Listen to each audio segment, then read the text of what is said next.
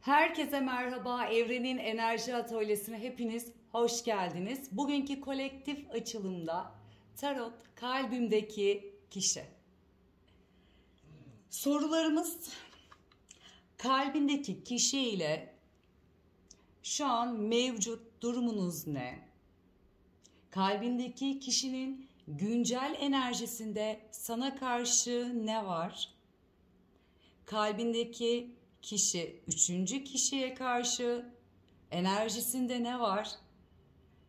Kalbindeki kişi sana karşı sevgi enerjisinde ne var? Ve kalbindeki kişinin sana karşı adımı ne olur? Kalbindeki kişi ile ortak bir geleceğin olur mu? Bugünkü sorularımız bunlar. Lütfen siz de kalbinizdeki kişinin, sevgi enerjinizin, tüm niyetlerinizi odaklanın.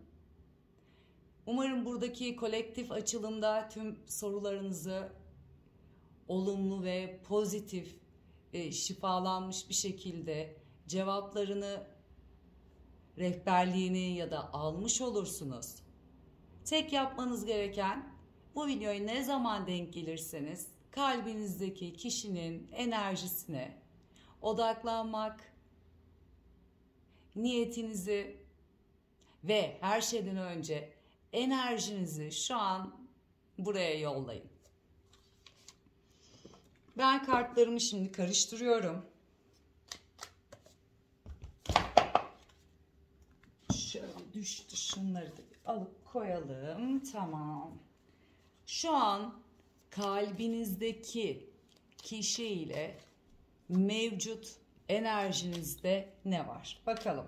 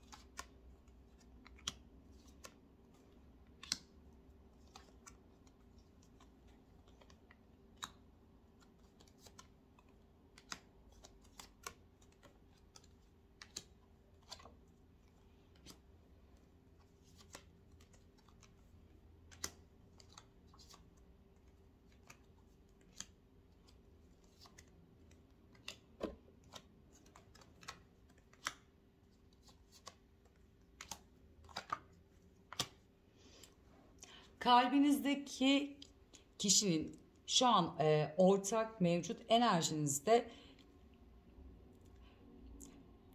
burada bir iletişim olmayabilir, kopma enerjisi olabilir, bir mesafe girmiş olabilir ikinizin arasına. Buradaki aslında sizin düşüncenizde de bir şeylerle aydınlanmış olabilirsiniz. Hani burada biten bir enerji ya da küslük olabilir ama siz bir anda sanki bir şeyleri kurcalamışsınız ya da uzun süredir böyle aklınızda geçen soru işaretleri, hissettiğiniz bir şeyle ilgili bir aydınlanma, yani bir şey hissettiğiniz şeyin arkasından gidip bir şeyle yüzleşmiş olabilirsiniz burada. Aslında şu an bunu yaşasanız bile yine de bilmiyorsun, yani hani burada ne yapacağını bilmiyorsun. Bekleyeyim mi, gideyim mi? Sence bu doğru mu? Kabul mü etmeliyim ya da düzelir mi? Ya da aslında yoluma mı bakmam gerekiyor? Yani o kadar karmaşanın içindesin ki zihninizle aslında şu an savaştığın bir durumdasın. Buradaki olay sanki üçüncü kişinin enerjisiyle yüzleşmiş olabilirsin. Hak ettiğini almadığını düşünebilirsin. Sanki burası sana almak istediklerini vermemiş ama sanki başka bir tarafa vermiş gibi. Yani görmek istediğini alamamışsın. Ve burası sanki şu an konfor alanında. Hani kendi dünyasında iyi, mutlu veya bir şeyleri dengelediğini düşünüyor. arka planda ne kadar öyle olsa da e, yani kalbinizdeki kişinin aslında kalbi ve zihni çok fazla, o da karmaşa içinde açıkçası. Dışarıdan bunu hissetmeyebilirsiniz.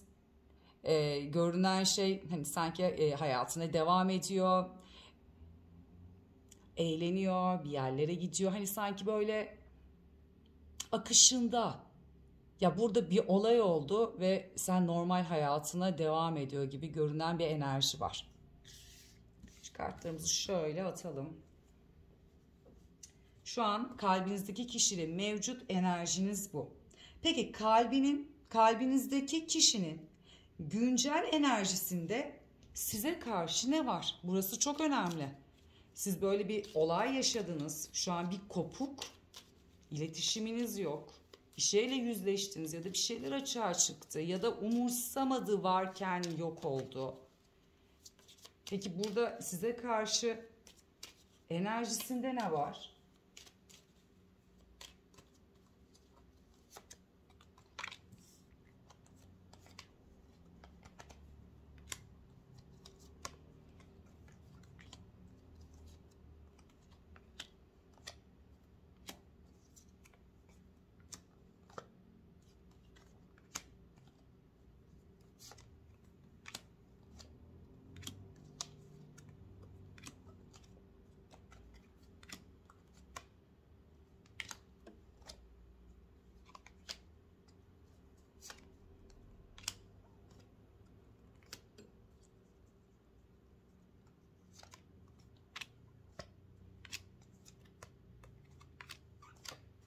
Ay, o kadar kartları açıyorum ki yani size karşı enerjisiyle ilgili, yani şöyle bir anda evet ben buraya yeterince, evet hani sen istediğin gibi ben nedir hareket edemiyorum, beklentilerini karşılayamıyorum ya da vermiyorum, yani emek vermek istemiyorum, ben buyum.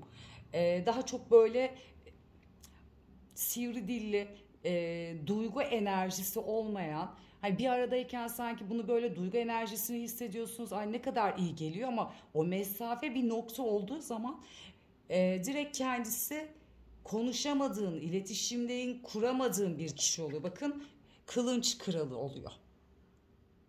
Yani bir mesafe koyuyor. Yani orada bir sınır çizen bir enerjisi var aslında. Ve buradaki olayda evet ben böyle bunları, veya senin istediğin noktada gidemeyen hani bir taraf var. Bir tarafta baktığınızda evet eylemsel, sonrasında bir bakıyorsunuz ki sıfır bir enerjide Ketu. Şu an enerjisinde de aslında size karşı ne yapacağını bilmeyen bir taraf var. Evet, burada bitmiş ya da sınırlı bir iletişim olabilir. Gitmiş ama gidememiş bir tarafı da var. Yani tutunan bir tarafı da var. Size karşı inanılmaz egosu çok yüksek. Yani bir şey göstermiyor. Sizinle bir şeyle inatlaşıyor gibi, savaşıyor gibi, çok ilginç. Burada serbest bırakacağını kendini, hayır böyle bir inada bindirmiş. Bir savaştaymış gibi. Kendisini böyle, ya da şöyle bir şey olabilir. Sizin karakteriniz de alfa ya da baskın olmuş olabilir. Naif bir karakterde değilsinizdir. Her istediğinizi veya oradaki birçok şeyi yüzüne vuruyorsundur. Zayıf yönlerini vuruyorsundur. Ya da arkada dolandırdığı ya da yalan söylediği her şey olabilir. Pat pat yüzüne söylediğiniz bir durum olabilir. Orada onun egosunu incitmiş olabilirsiniz. Hani çünkü karşınızda kişi egosu yüksek ve sanki böyle eleştiriye asla tahammül edemeyecek bir insan. Hani hem duyguları var, hem evet gittim ama bir taraftan da arkasından size karşı bakan bir enerji. Bir taraftan evet sessizliği tercih ediyor ama bir taraftan da sizinle gerçek enerjisinde iletişim sağlamak istiyor. Hani belirginlik sağlamak istiyor ama bunu ne yapacağını bilmiyor. Ve burada enerjisine baktığımız zaman ki büyük bir ihtimal burada bir küçük üçüncü kişinin enerjisi var. Ve burayla ilgili de aslında evet eylemsel, yüz yüze geliyor ama sonrasında şuraya bir kart açalım bakalım. burayla ilgili de evet, daha çok böyle o enerjiden çıktığı zamanda da yani sürekli sorgulayan kendine bir enerji var ve aslında burada kendini daha çocuksu, daha sıfır enerjide hissediyor. Yani daha teslim oluyor. Belki karşı tarafın karakteri çok daha farklı olup onu çocuklaştırabiliyor ama size baktığı zaman burada sürekli koruma altına almak istiyor kendini. Böyle daha çok zıtlaştığı bir nokta var. Çok ilginç. Bununla ilgili yorumlarınızı bekliyorum yalnız. Karakter olarak çok farklı çıkıyor. Yani bir yerde çocuksu çıkıp da bir anda size karşı böyle imparator ya da kılıç kralı, neden bu şekilde bu insan? Üçüncü sorumuz, kalbinizdeki kişi üçüncü kişiye karşı ne var? Bakalım, burada üçüncü kişi de çıktı. Buraya bir net soralım. Üçüncü kişi ile kalbinizdeki kişi arasında önce ortak enerjiyi bir soralım. Burada gerçekten ne var? Bir onu öğrenelim.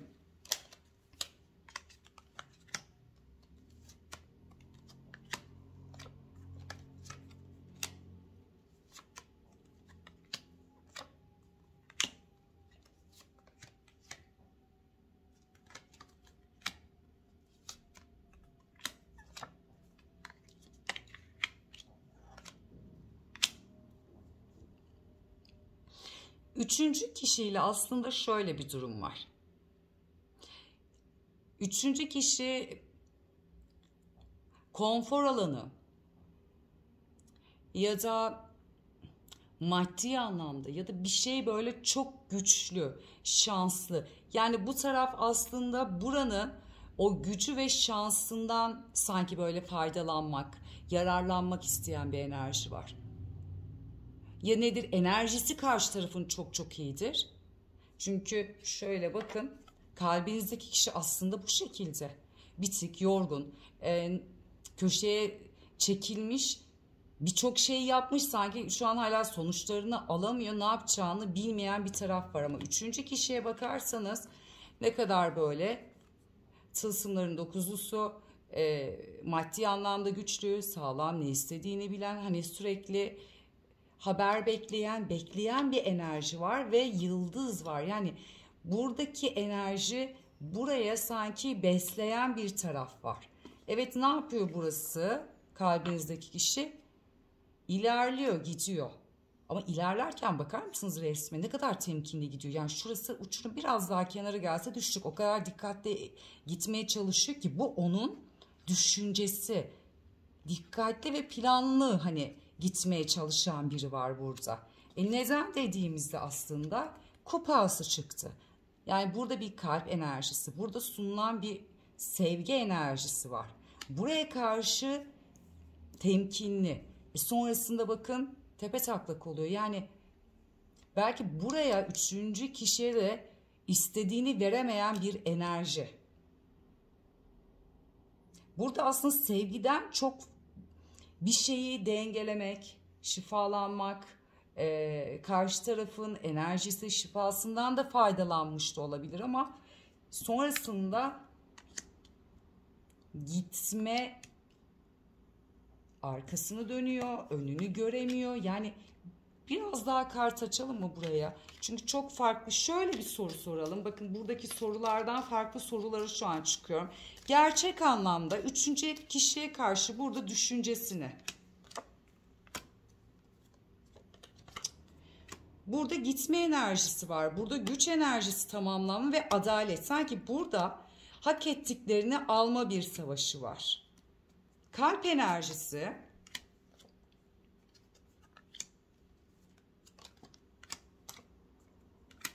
Kalp enerjisinde de sen burada somut adımlar atıp, yani bir kadersel döngü. Bu nedir? Yolunu aydınlatmak. Bakın, ermiş çıkıyor burada.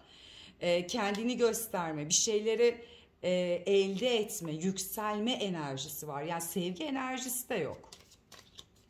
Peki yakın zamanda ne olur diyelim burası?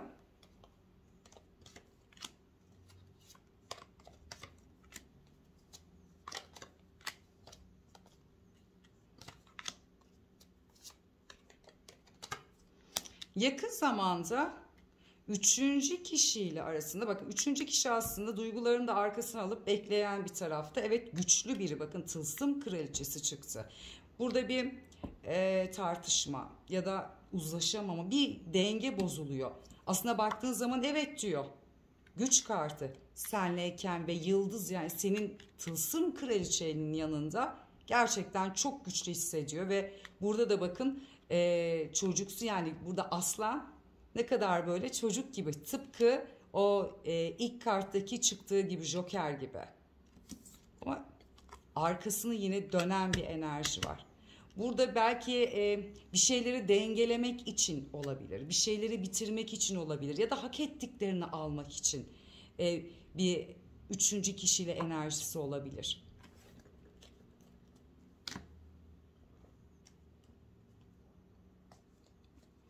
Kalbinizdeki kişinin size karşı sevgi enerjisine, bakalım kalp enerjisine bakalım burada. Kalp enerjisinde size karşı ne var? Düşüncesinde çok fazla ego vardı.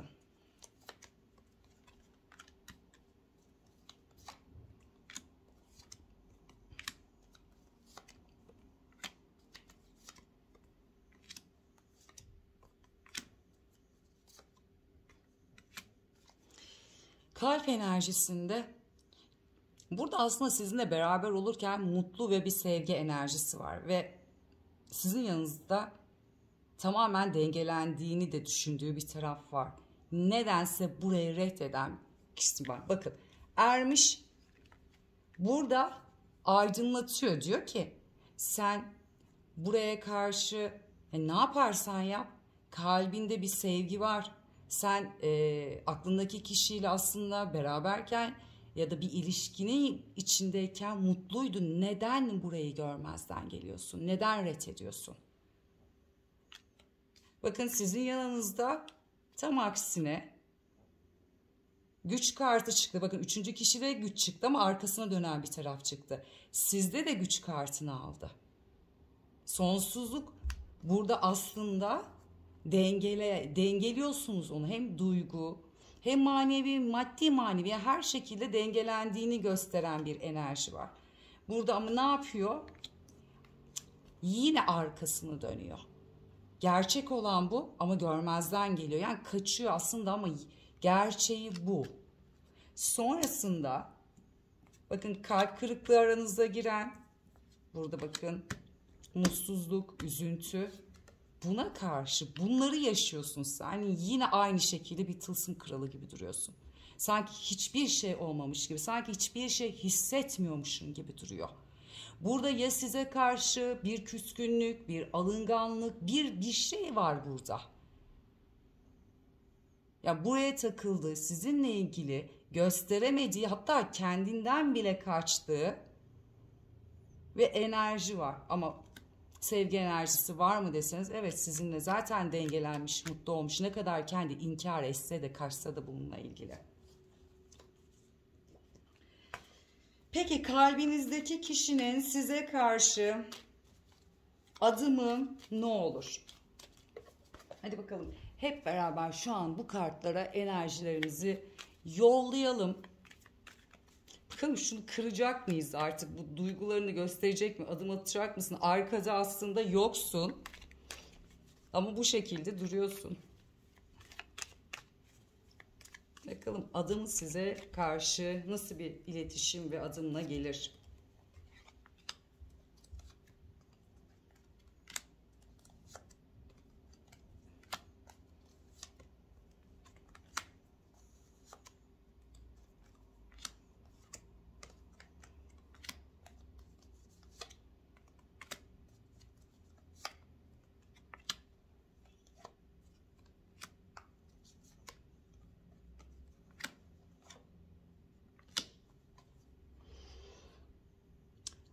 İletişimi adımı şöyle bir şey aslında. Buradaki olay enerjide ne biliyor musunuz?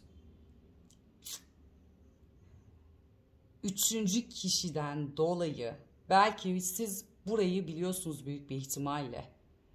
Bu kişinin yükünü almış. Ne yapacağını bilmiyor. Burayla yüzleşmek. Yani burada sana merhaba nasılsın görüşelim diyecek böyle rahatlıkta bir enerji yok. Yani seni karşına çıkacaksa bunların hepsiyle yüzleşmek zorunda. Belki arkadan çevirdiği o, siz dedim mi ilk başta bir şeyle aydınlandınız bir anda. Belki orada savaştınız, istediğiniz yani birçok şey söylemiş olabilirsiniz. Buranın yükünü de taşıyor.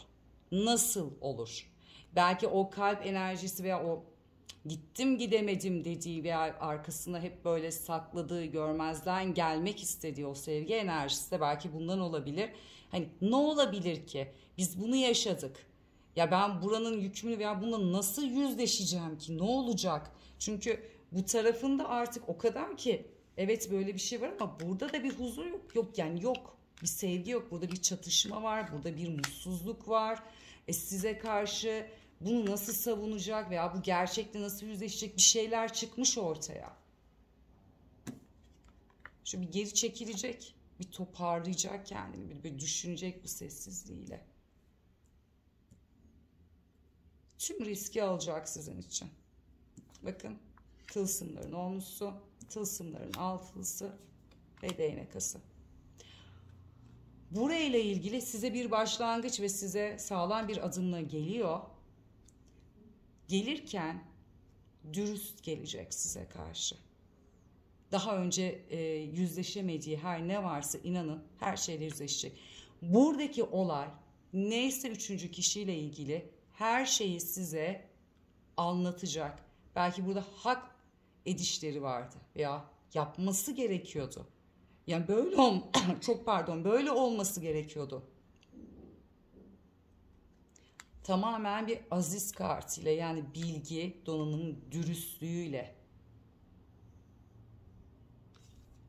Yani buradaki tüm olayı size karşı net, dürüst bir şekilde anlatacak. İşte bu nedeni bu. Aslında bundan dolayı oldu. Ama bu yine de değnek asıyla bir başlangıç enerjisiyle gelecek size.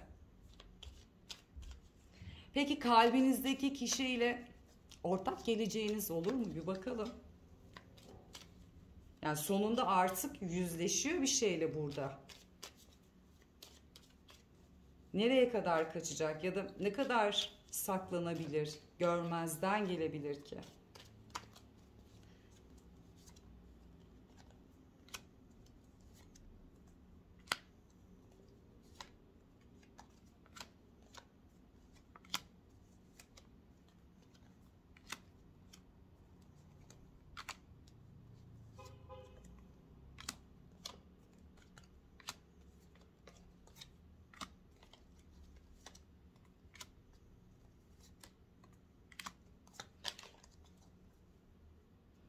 Ortak geleceğinizde aslında biraz böyle bu adımdan sonra